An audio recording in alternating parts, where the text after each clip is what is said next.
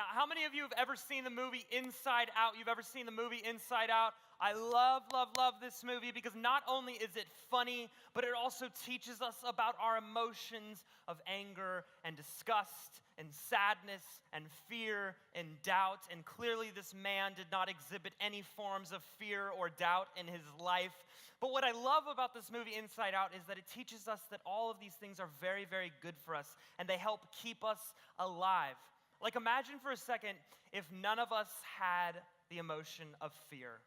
Middle school boys would die on a regular basis. Like, somebody would die in this room right now, probably, okay? And then we've got other emotions like doubt, which sometimes shows up in cognitive thought processes, but other times shows up in overwhelming feelings of doubting yourself and doubting the people around you. And sometimes these emotions can be super healthy, and sometimes they can kind of be unhealthy. And sometimes we can have doubts about things we should have doubts about, and other times we can have doubts about things we have no real reason to doubt. Like the one time I doubted my dad.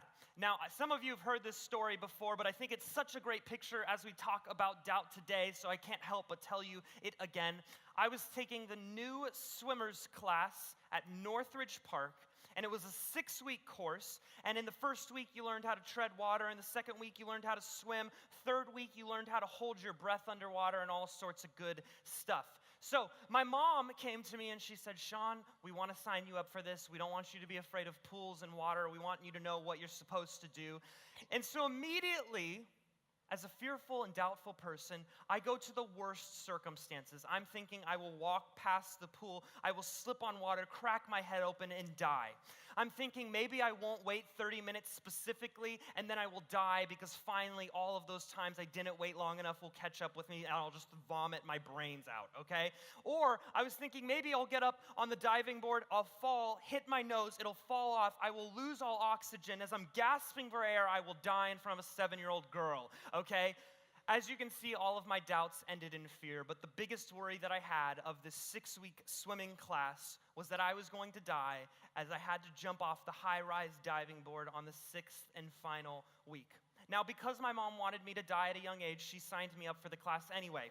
And so, first week we get there and we're learning how to tread water, and you're just like a ninja in the water, just trying to keep your head above water, and we're sinking. And then second week comes and you're learning how to swim and kick and like all sorts of weird stuff. And then you're learning how to hold your breath underwater. And the whole time, I am filled with doubts just thinking of what the 6th week of the course is going to be like, me having to jump off the high-rise diving board. But finally, we are here.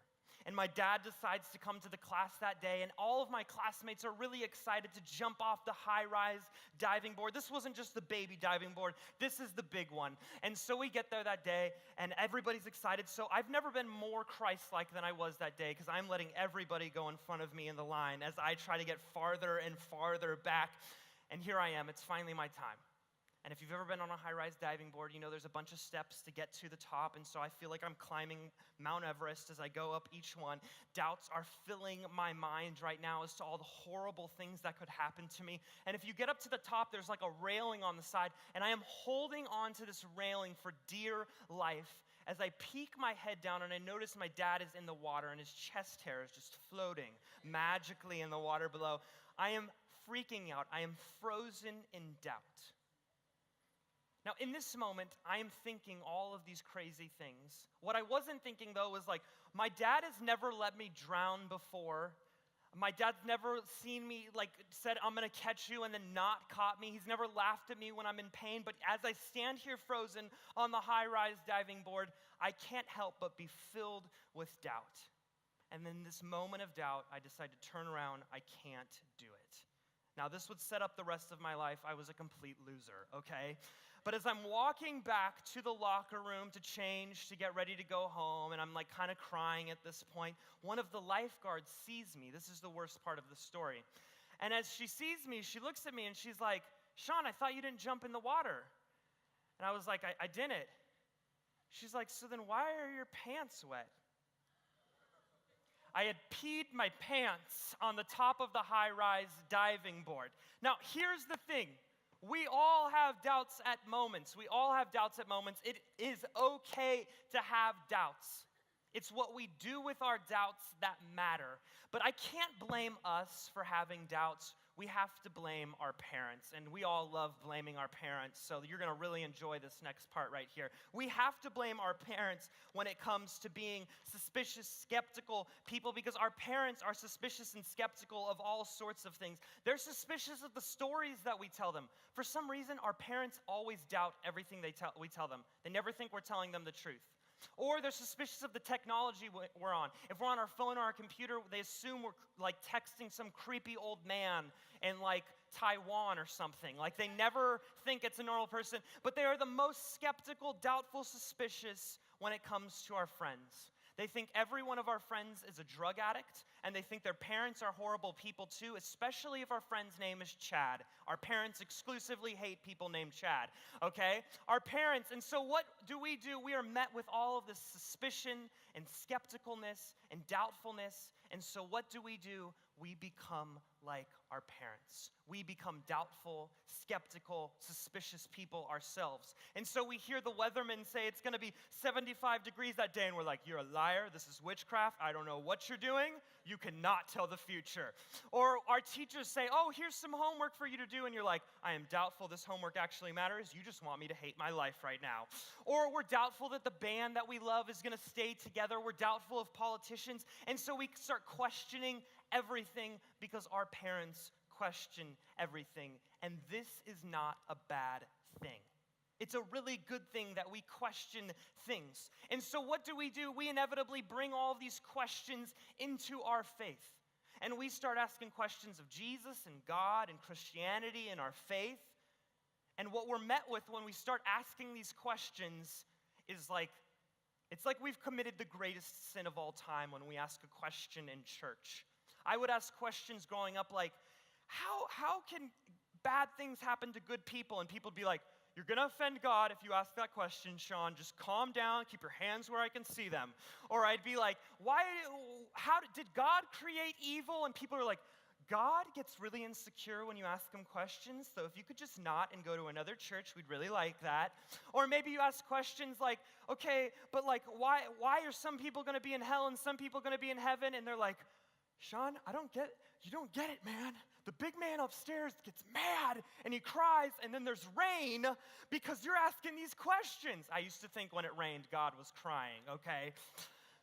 And so you ask all these questions, and every time you ask a question, it's like, don't ask that, don't do that, that's mean, you're making God insecure, you're going to offend God. And so what do with all of the questions that we have about God and Christianity and faith and Jesus? We shove them all down. And we shove them down farther and farther inside of us, and we try not to bring them up. But you know what happens?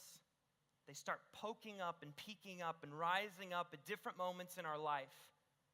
And if we decide to ignore all of these doubts that we have, they start rising up to the moment. So real quick, before we even get started looking at our Bibles today, I want you to grab your bulletin. You should have gotten a pen too when you get here. Right here, it says, what are your doubts? And for just a quick minute, we're going to play some music real quick, and you are going to write down what are some of your doubts when it comes to Christianity, your faith, Jesus, God. I want you to write down some of your doubts when you think of those categories. Go ahead, you're going to have 1 minute to do that.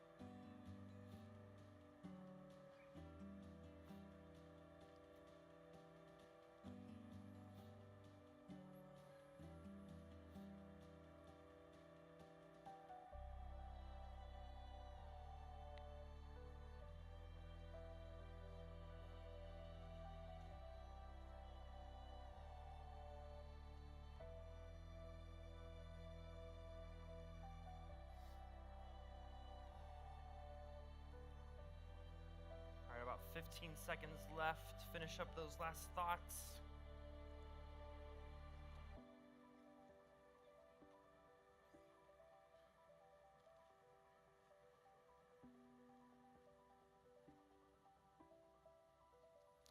Okay, so what a lot of us do with the doubts that we just wrote down, and feel free to keep writing some more if you got them. What a lot of people do, if we were to go into big church right now, a lot of people take these doubts and they shove them down inside. They refuse to talk about them. But here's the thing, if we refuse to talk about these, they end up coming up in different ways. They end up coming out in bitterness and rage and anger and frustration towards God and towards church and towards people. And so we believe here at Shepherd Church, it's really important to talk about these. Because if we don't talk about these, then it ends up hurting us and it ends up hurting the people around us. Because the truth is, we all have doubts. We all have doubts. All of us wrote down something here. It's not do we have doubts or not, because we all have them. It's what we do with our doubts that matters. And fortunately enough for us, the Bible talks about what we can do with our doubts when we have them in John chapter 6. Let me set the stage for what we're going to be talking about today. So Jesus, right here, right before we're about to get to where we are, he has just fed 5,000 people. Crowds were amazed. Jesus has healed people. Crowds were amazed. Jesus just walked on water. We are amazed by that. This is the peak of Jesus' popularity. The apostles can't get any more popular than they are. This is like One Direction 3 years ago. I mean, you can't get any more popular than this. And this is where Jesus is when we find him in the story today. Now, Jesus goes to a synagogue, which is like a church, and he begins to teach, and there's 4 types of people in the crowd that day, and you're going to write them down in your bulletins. The first type of person in the crowd is the apostles. When we say apostles, which we're saying for a reason today, they are disciples, yes, but the apostles are like the 12 closest people you think of when you think of Jesus. This is like Peter and John and Andrew, okay? Those kinds of guys. They're the apostles, okay? So we've got the apostles. Then we have the disciples, okay? These were like the followers of Jesus. There's like hundreds, thousands maybe, of followers of Jesus in the crowd on that day. And then the third group that we have is the curious crowd. These are people who are walking by and they see something going on. They see all of these people gathering, and so they want to see what is going on. And then fourth, we've got the religious leaders. And the religious leaders were always around Jesus because they wanted to trap him, to catch him doing something so he could be arrested and turned in and taken away. Now, like I said, Jesus is really popular in this moment. He has the fingers of everybody. Everybody is right there. They're all right there. He's got them all zoned in, got them focused. He's about to really rock their worlds, they think. And Jesus begins with the strangest sermon he has ever preached. I mean, like, we've all heard Jesus say some weird stuff, but this was the weirdest of the weird, the oddest of the odd. And here is how he begins in John chapter 6, verse 41. He says, "I am the bread that came down from heaven." Imagine being in the audience that day and you hear Jesus say he is bread. And you're like, "You're bread?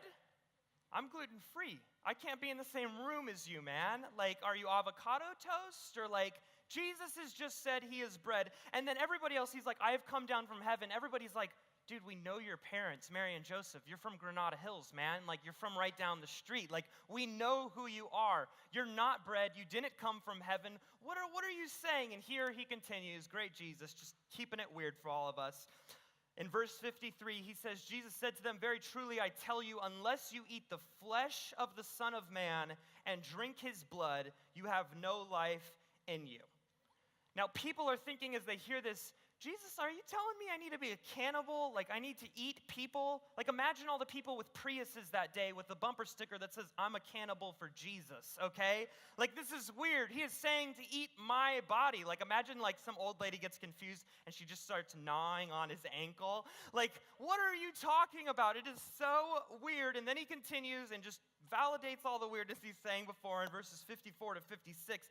He says, "Anyone who eats my body and drinks my blood has eternal life, and I will raise them up on the last day. For my flesh is true food, and my blood is true drink. Those who have eaten my flesh and drank my blood abide in me, and I in them."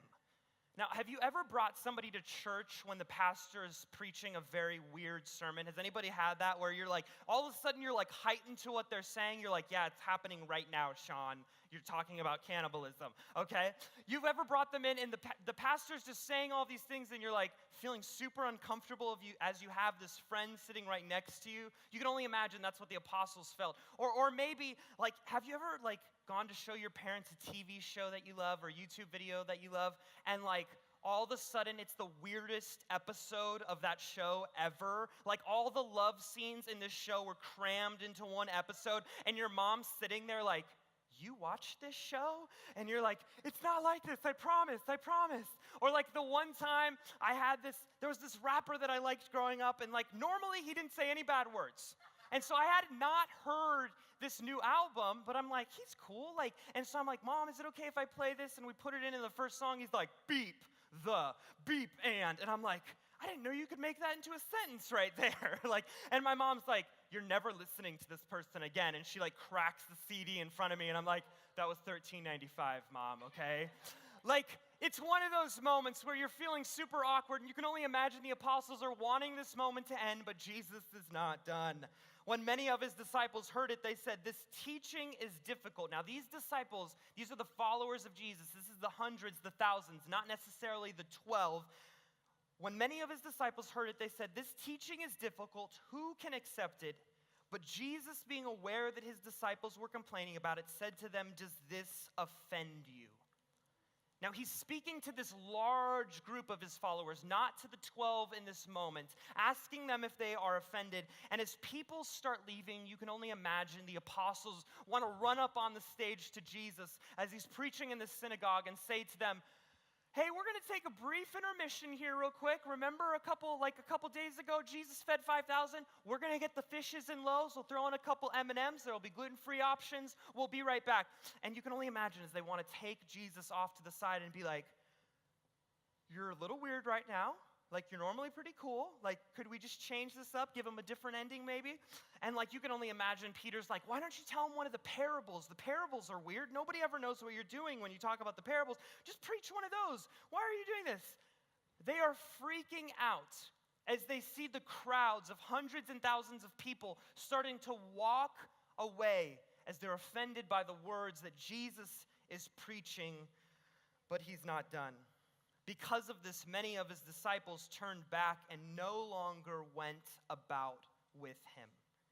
As the disciples are watching Jesus, they're watching the crowd, and they're watching Jesus, and they're watching the crowd, and they're seeing Jesus crumble all of the popularity. And as this happens, you know what starts happening? Their doubts start rising up within them. All of the questions they've had about Christianity and their faith are starting to rise up within them as they see the mass amounts of people walk away. Now, Jesus, knowing what was happening in their hearts, now asked a question to the 12 apostles. He says this in verse 67, you do not want to leave too, do you? This is like one of those moments where like everybody in your family's in trouble and your mom's lecturing and nobody looks at mom. They're all like looking down. Nobody wants to answer as she asks the most pointed question. Jesus asks a pointed question in this moment, and everybody looks down. And like nobody wants to be the one as their doubts are rising to the surface. They have to answer this question. And if you've ever been in this moment before where something happens and your doubts are starting to rise to the surface, you start flying through all of the questions that you've had. Like, I'm the only Christian at my school that takes it serious. I don't know how much longer I can do that. Or, there's so many bad things happening in this world. God, are you real? Or you say to yourself, like, everybody, all of my friends, they get to go do this and they get to enjoy their life. And I feel like I can't enjoy my life because I'm a Christian. And honestly, Jesus, my life would be less complicated if you weren't in it. If you've never had one of these moments before, you're going to have them at one point. There's going to be a point in your life where you're faced with so much doubt that you don't know what to do, and that is where the apostles find themselves on this day. And after a long pause, one of the apostles named Peter speaks up, and he says this in verse 68, and this puts all of our doubts into perspective. He says this, Lord, to whom can we go? If you're taking notes, you're going to fill in, consider the options. If not Jesus, then who? Consider the options. If not Jesus, then who? You can imagine Peter sitting there in this moment, looking around. Okay, Jesus says, are you going to leave too? And Peter's like, okay, well, if we leave you, Jesus, then that means I'm moving towards something else. And so Peter sits back into himself and he goes, okay, well, who else am I going to follow? And he looks over and he looks at John and he's like, well, John, you've never healed anyone. And he looks over at Andrew and he's like, I've never heard you preach a sermon like Jesus has preached. And then he looks over at Judas and he's like, definitely not following you, bro. You're going to betray me eventually, okay? And he does this mental 360 and he's like, okay, who can I follow? What can I follow? And then he comes to this answer. If not you, Jesus, then who? Where else are we going to go? Who else can we turn to? Yeah, Jesus, I've got doubts. But if I'm going to have doubts, I might as well have them with you. And he continues as we hear, he says, Lord, to whom can we go? You have the words of eternal life. We have come to believe and know that you are the Holy One of God. People are promising pleasure, momentary. People are promising profit, momentary. People are promising all sorts of things, but Jesus, what you promise is eternal life. What you promise goes so much farther beyond what anyone else has offered to me. And yes, I have doubts. And yes, I have suspicions. And yes, I am skeptical. And yes, my list of doubts is super long in this moment. But no one else compares to you. No one else is worth embracing but you. And in this moment, as the apostles aren't sure what to do, they lean on what they know. They lean on what they know. And so as they look around and they see the evidence of everything that Jesus has done, they say to themselves, who else are we going to follow? Who else has proven themselves to be as trustworthy as you, Jesus? When I was younger and I'm on that high dive, holding on to the rail for dear life, I did the exact opposite thing as the apostles did. I did not lean on what I know. Because if I would have leaned on what I know to be true, then I would have done this. I would have stepped back and I would have considered the options. I would have said to myself, okay, my dad has never given me a reason to not trust him. My dad has never not caught me when I jump. He's never laughed at me when I've been in pain. And you know what? There's probably no one else in the world I'd rather be in the water in that moment as I'm about to jump off the high-rise diving board than my dad. Because my dad cares about me more than the lifeguard cares about me. He cares more about me than the instructor cares about me. And time again, my dad has proven to me that he is worthy of my trust. And that is where the apostles find themselves on that day. As they find themselves worried, thinking, where do we go? Who do we turn to? And then they realize as they look around that no one else is worth following other than Jesus. And as we get ready to go home here in just a few minutes, there's one real question we have to ask ourselves before we leave. And that is, what's at stake if you walk away from Jesus? What's at stake if you walk away from Jesus? The apostles had no idea what hung in the balance of them walking away. If they would have walked away, who knows what their life would have been like, but they stuck with Jesus in the midst of their doubts. And you know what? If Jesus could have sat there that day, he would have been like, hey, Peter, like, they're going to name kids after you. John, they're going to name hospitals after you. Judas, you're going to be famous too, man. For another reason. Nobody's going to want to name their kid after you, but like, you're going to be famous. You know what I mean?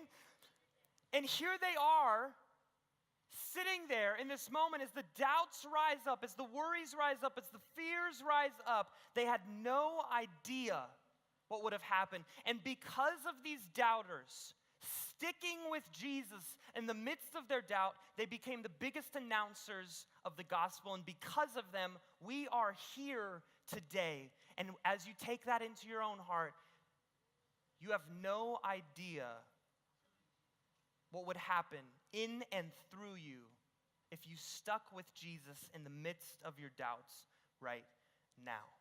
10 years ago, I took my little list of all of the doubts that I wrote down on this page, and I have them still today because I'm a big question person. I love asking questions, so I'm naturally a doubter. But I took all of these doubts and I looked around and I considered all of the options. And I said, well, who else has shown me as much evidence?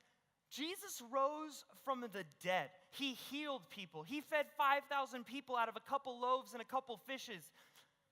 If there's anyone else that I'm going to put my faith in, I can't think of a better person to carry my doubts with, like a little suitcase, than I can with Jesus. And so I took all these things, and 10 years ago, I got baptized at this church, and I said, you know what? I've considered the options, and there's no one else I would rather follow with than you, Jesus. And as we get ready to go into a time of worship here in a minute, I want you to think for the rest of these next few minutes and the rest of the day, if you're not going to follow Jesus, then who are you going to follow? Let's pray. God, thank you so much for who you are. You are so good to us, God. You don't get offended when we ask questions. You don't get insecure when we want to know why. But God, as you have stood with us through time, as you've proven yourself to us time and time again, God, we bring these doubts to you. And we ask that you, as you have been, would remain faithful to us, God, and we will remain faithful to you. God, for those of us who have really big doubts, and we're scared about the doubts that we have, God, would you give us a little extra strength to stand with you in the midst of the chaos of this world? God, give us the courage to stand with you when we're scared. Give us the courage to stand with you when we're timid. And God, would we be filled with hope today, knowing that there was no one better for us to follow than you, Jesus. We love you so much. Would you give us this faith today? And it's in your precious name that we pray. Amen.